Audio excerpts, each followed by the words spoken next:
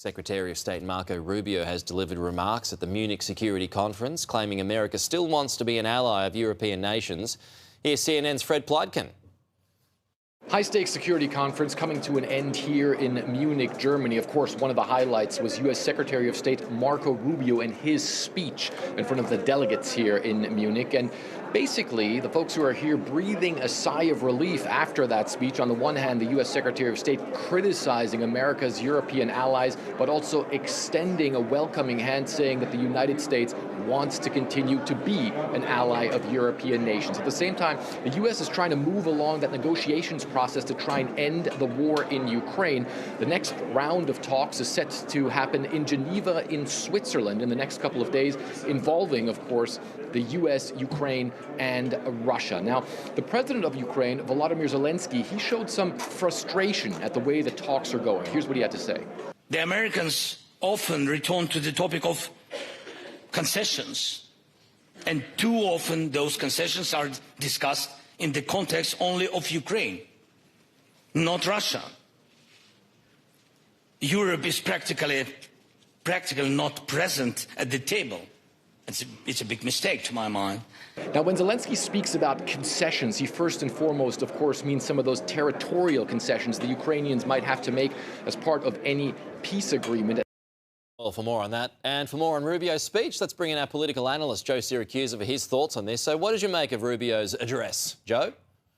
Good morning, Pete. Actually, Marco Rubio looked very presidential in Munich. You know, I think he's getting ready for 2028, as a matter of fact. Look, he gave sort of the slightly different version of the speech that Vance gave last year. He's playing the good cop. He's telling the Europeans, well, you know, America was going to have its own way, and if you want to play with us, you're going to have to reform yourself.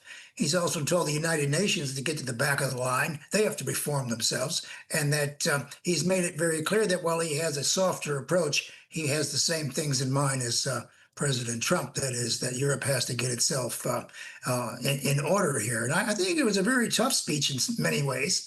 And it was the thing that struck me is he says at the beginning that globalization, that is the concept of global citizens, was a disappointment. It was a failed mission, as a matter of fact.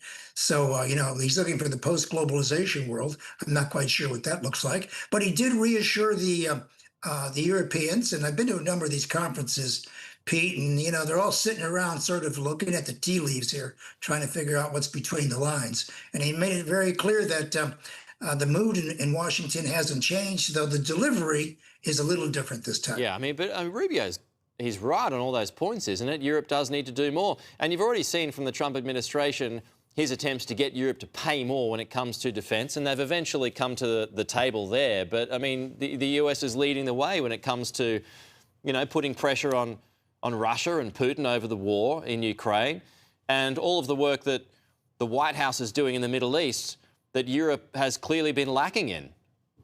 Oh, he's absolutely right. Europe has to do a lot more.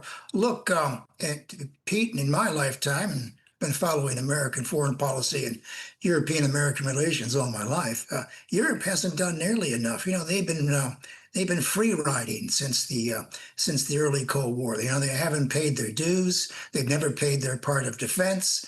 And, you know, it was quite clear that they were leaning very heavily on the American extended nuclear deterrence. They were always counting on America to bail them out.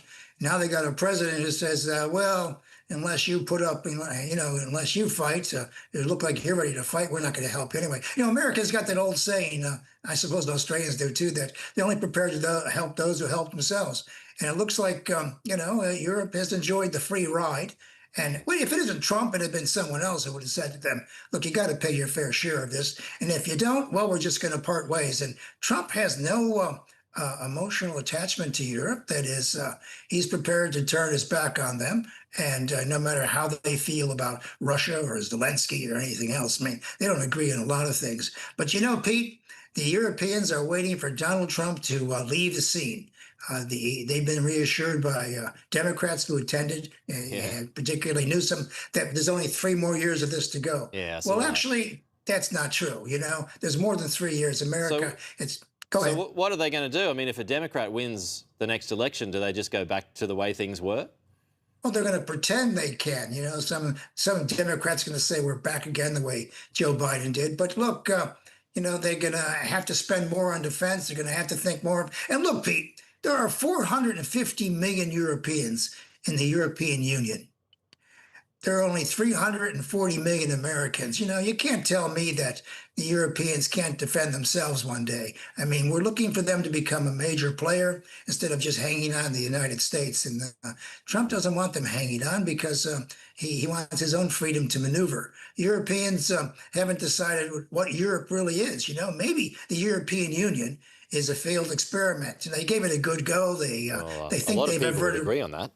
Well, yeah, I agree too. And look, and I've said years ago in conferences in Melbourne when we had the European ambassadors here, I said, you can't have all these nations claiming to have a single foreign policy when all of them also belong to NATO, which is completely reliant on the United States. So these guys have depended too long on the U.S. to pull them out of the fire. But, you know, they're big boys. You know, they've been around a long time.